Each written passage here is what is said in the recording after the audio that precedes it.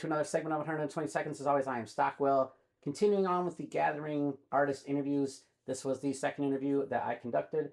This is with TRIKKDOUT. Now, look, man, I know that it's easy to just laugh, react, and not pay attention to any of these videos. And the truth is that I feel sorry for you if you're doing that. That's dead honest. Primarily, and I say this a lot in these interviews, if I was conducting an interview with somebody or I feature them on my channel or whatever, it's usually because I'm into what they do. And so it's really easy to just, I've never heard of that guy. I'm not fucking with that dude. He's not signed or psychopathic or Chapter 17, so I don't care. And, that sucks because our scene is bigger than that. And I've said it before. I'll say it again. There's a lot of junk, a lot of trash, a lot of garbage, a lot of people who can't rap, a lot of people who can't make music in our scene. I get it. So this is me trying to help you filter out what's worth fucking looking into and what's not. Now, I can't say you're going to like everybody that I post, but I'm telling you, primarily, generally speaking, if I'm featuring somebody, it's because I consider them to be pretty solid. And, opinions are like assholes and all that stuff. But generally speaking, I think wholeheartedly that if I'm into an artist, that most jugglers are going to be into him too. Or them, or they, or whatever. All right, so once again, this is TRIKKDOUT, interview at the Gathering. Thanks for checking these out, everybody. More to come. All right, welcome back, everybody, to another segment of 120 Seconds. As always, I am Stockwell here at the Gathering of the Juggalos 2025, and I am sitting down with TRIKKDOUT, which is TRIKKD. O-U-T. O-U-T. All right. One word. It'll be on the screen or whatever. And as always, links below to whatever we end up talking about here. But to always start out the 120-second interviews, I ask an artist to explain themselves to somebody who's never heard of them before in roughly 120 seconds. I don't really hold nobody to it, but yeah, fire away. Thanks, man. Thanks for having me. TRIKKDOUT, Bristol, Connecticut. I represent New England Kings, NEK all day, every day. Lethal Records. Basically, I started this shit, Hype and Fury. They're coming off through Lethal Records. Where the fuck that is? Yeah. I think we all know who Fury is by now. But yeah, I'm a veteran, a rapper, actor, pretty much do whatever I can, hit the road and be a good teammate and hold it down for the underground, most importantly. Okay. Initially, I was supposed to host the stage that you were performing on here at the Gathering. Detonation stage. Right, and as you know, people know, maybe I do just a shitload of research and blah, blah, blah, and I write out intros for everybody. And I don't always stick to them word for word, but I write them word for word so that I can kind of reference them when I'm up there, But basically what I wrote down for yours was aggressive, right? That's just kind of how I put it. And so that I get that a lot. Right, so I would say it's obviously it's hip hop, and I don't want to say obviously, but he's a hip hop artist. And I would just say that the tone overall is aggressive. Would you agree with that statement? Sure, yeah. I mean, I got anger issues. I got a lot of issues, right? So I use my music as a coping mechanism, most importantly. So that's one of the biggest things, right? Started being an artist for me. It wasn't grow a fan base because I love doing this. So that's something I get out of it. It's letting that aggression out.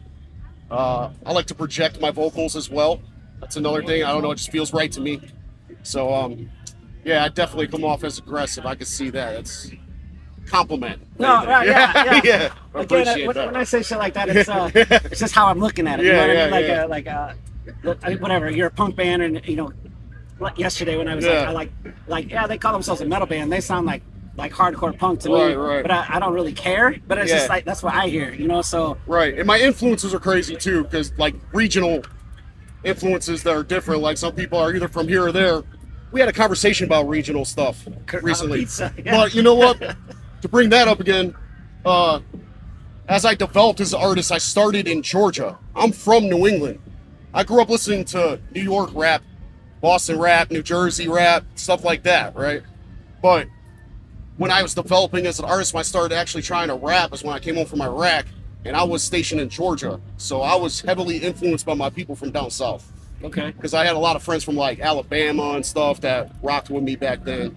Okay. So that's where a lot of my beat selection, you might hear some different stuff than just boom bap, I try to mix it up. So if you were to be specific on the earlier East Coast stuff, like who? Oh man, Terror Squad, D Block, G Unit, of course, basically, I mean, going Noriega, Papoose. I mean, I could go all day, right? Yeah, okay. You know, but like And then guys like that. Right, I got you. Yeah. Because see, to me, and I think I'm a little bit older than you, probably about 10 years. But Yeah. you know, like for me, like the East Coast shit that when I was really young was like the De La and the Tribe. Yeah. Right. I mean, those are like the pioneers. Right. Yeah. And then the second kind of like the next generation was Wu. And I was more. I feel like I came more in that generation. Right, Second, yeah, like kind of New post, York, yeah. Like the mid '90s. Right. Well, and you mentioned up. Nori there, so that's right. That's right in there. So, all right.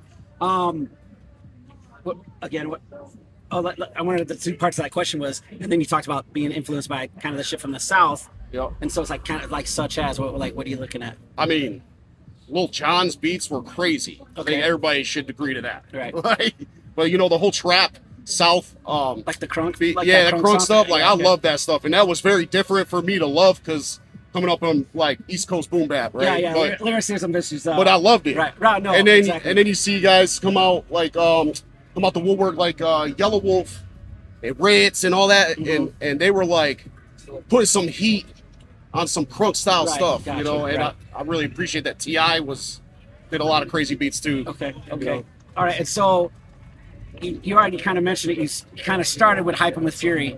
Right. So time frame. When was that? Like, give or take. Oh man, like it's so. I just came back from a tour in 2009, like right at the beginning, 2009. And for you non-military folks, he doesn't mean musical tour. No, He means a tour I mean overseas. a tour of combat Right. to the Middle East. As soon as I got back, I started trying to rap because I had extra money, and right. you know, Yeah. get all that combat money, Right. and then got nothing to spend it out over there. That's So what I I was had gonna extra money, and then I went out and bought like a computer and a USB microphone and stuff like that. And that's how I kind of got started. Okay. You know, as soon as I got home, but it wasn't long after that where I was linking up with my people from back home because we grew up together. We're from the same place, Bristol, Connecticut. Right. So I hit him up, and I think we did our first show in like 2010, 2011, something like that. Okay. Virginia Beach, Shakas. I think that's the name down there. Okay. Yeah, got it right. And then what was the first like project that you put out like for public consumption? I did an EP through Lethal Records. It was like my debut EP, and it was a little rough, but it was you know Everybody my starts. first thing. It was called Fear. Okay. And it's What year was that? FHEAR. Around that same time. That was like 2014 probably when that EP came out. I want to say. Okay. And then what is your most recent project that was released? So I have a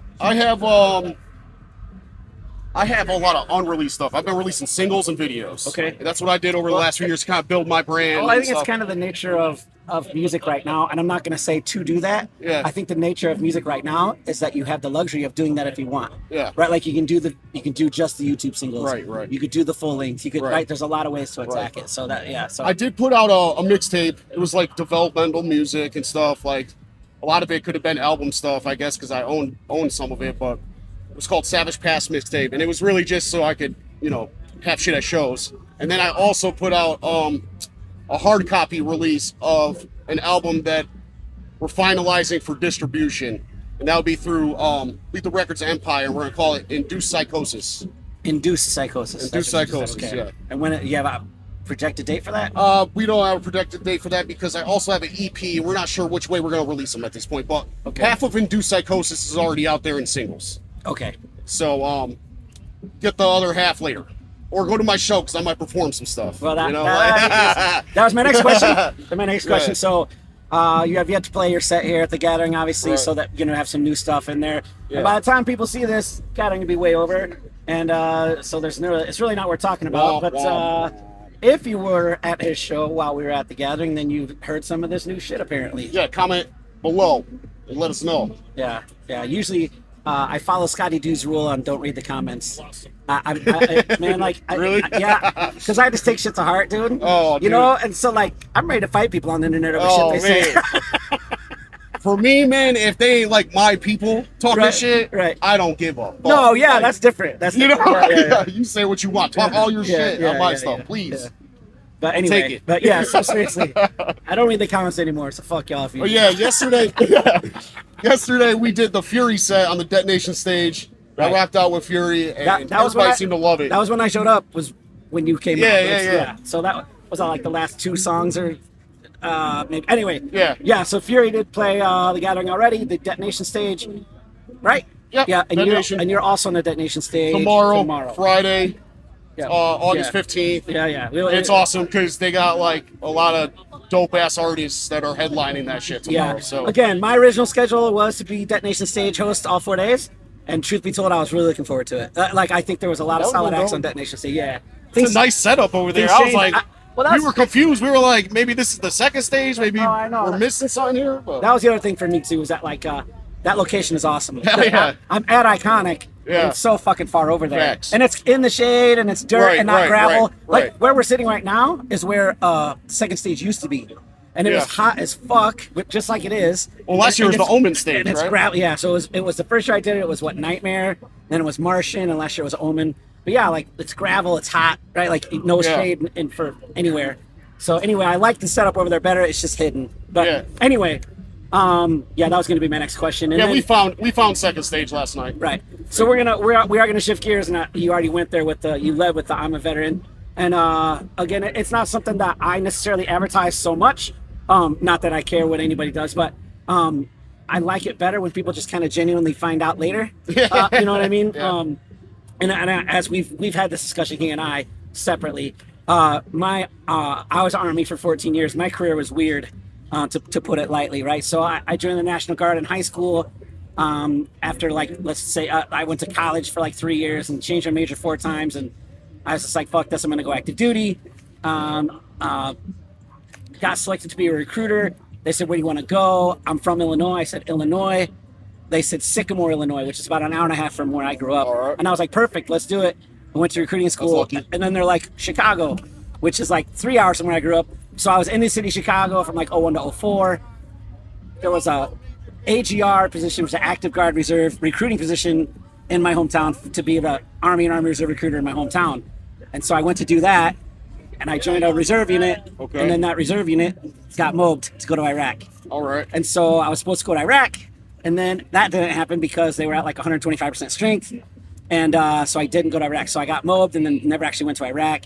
So then I was able to accept the recruiting position. So I had like a role of, let's say, 9 or 10 months where I was just a drilling reservist. So I went back to school for that semester. I was actually a teacher's aide at a junior high because at the time I was going to be a teacher. And then I went back on active duty, and then I did basically like 9 consecutive years of active duty at that point. Wow. Yeah, so that was Thanks like for your service. and like I know I've told you before, Well, but- thank you. And like I said, real war fighter, you know, like, you know what I mean, and versus. I put like 300 something people in the Army, right? You know, so like I was a recruiter for almost 10 years. That's And work I though. was a station commander, and then last. None of what he's saying is easy. No, yeah. None of it's easy. And then the last stretch, I was an on-campus recruiter at the University of Iowa with the ROTC program there. Yeah, that's crazy. So there you go. That, for those who have never known before, that was my Army career, and now you all know. And I'm gonna let TRIKKDOUT tell you his Army career, because when you're in the Army, you got a patch on your right sleeve. That means you've been overseas in combat. And when I joined the Army in 1997, very few people had something on their right sleeve. It's And been- if you it's saw like that it- now. Well, when you saw it, you were like, "Oh my God, where's that dude been?" Yeah, right. 'Cause yeah. it was You could tell.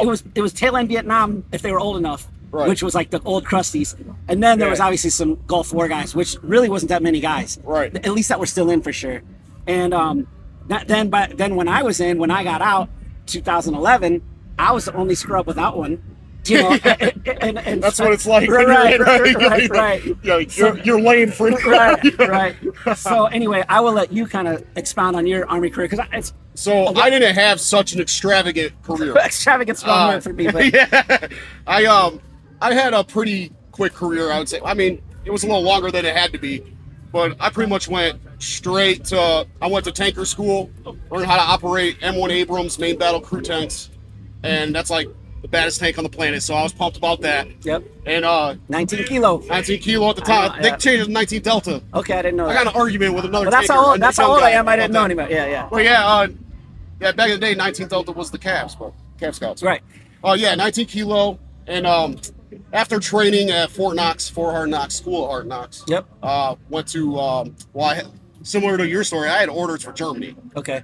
And I was fired up about that because Oktoberfest, right? Yeah. But and I always hear good stories about South Korea and Germany. Yeah. Tankers love South Korea and Germany for the parties and the freedoms, I guess. But yeah, 2 weeks before I was about to go there, they switched my orders, and I was going to 3rd Infantry Division, which is the trap in the Army. Like they say, you go to 3rd ID, you ain't going nowhere else for the rest of your career. And a lot of people end up there and stay there for the rest of their career. But they deploy a lot. 2nd most deployed division in the Army, 3rd Infantry Division. There's Fort Stewart, Georgia, Rock of the Marne, and they sent me straight to Iraq, basically. So right. we were over there for like 15 months. Okay. And probably like 400 missions outside the wire around there for my platoon. I missed 2 weeks for leave because I went on vacation. Everybody gets vacation, but Okay. a little R&R, you know. All right. But something like that. And then around 400. then we get the Captain Obvious question, and we've already discussed it. But so the eye injury was actually not Army related. No, it's not. Well, let's get this clear for everyone. It's please. Army related, but not Army It is combat Army related. and these things happen. Okay. But it was not combat related. My eye is not my combat injury. My TBI, or well, not TBI. I got TBI after combat too.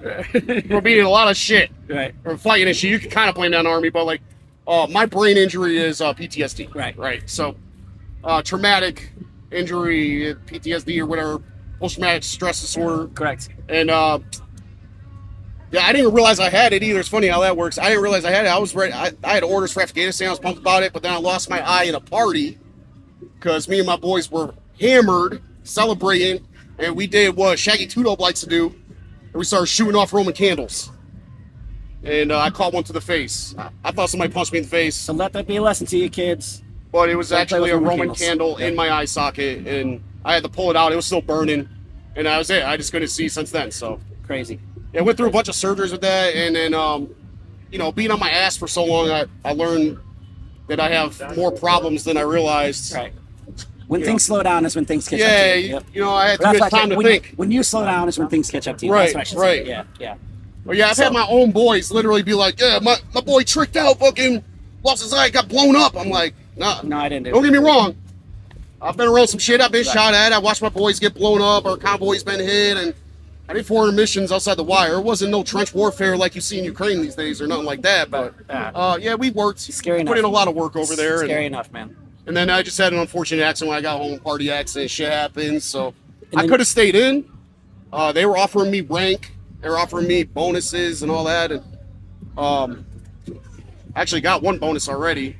But you know, I just decided that I didn't want to change my job. I like being a combat arms guy. I like being boots on the ground. I like being a tanker. I liked holding a rifle. I liked kicking indoors with my boys, you know, like, and that type of brotherhood and everything, you know, you're there for the guy on your right, the guy on your left. All that was like made for me, I feel like. So when I was considering staying in the Army with one eye and they're talking about changing my job and stuff, I'm like, I'm not even going to go through it. And I could have kept my job, but it would have been like a whole thing because I'd have to requalify everything. No, I know. You know, Yeah, so yeah. But again, for me, that you know, like that's how I became a rapper, though. it's kind of Now I'm here. kind of the buzzword when I was getting out. People were like, "Oh, what are you gonna miss?" The camaraderie. It was like my basic answer. Yeah. But the fact is that what I miss still to this day is that other people are held accountable for their job as well. That's very true. In the civilian world, Accountability is it's huge. very hard for I me. try to apply that to my people. I know it's very difficult for me. Yeah. That's my big issue. Right. Still transferring. Over. Right. And again, I was at E7. That was a pretty important. Yeah, dude. you outrank me. Yeah. Yeah. Well, you know, like you know, you Stand at parade rest. right. You know, you walk in and people respect you just right off Yeah, the gate, yeah, right? yeah. And you know, you lose that. That's a pride kick. You know what I mean? Like Yeah. so, you know, it's whatever. But yeah, man, I know we both got really personal there, but I wanted to do that. I think for us, and if you enjoyed it, cool. That I guess that was This my is point me. there, so yeah. Yeah, that's awesome. All right. Sarn. We call him Sarn. Okay. So I'm gonna close out with what is next for Tricked Out.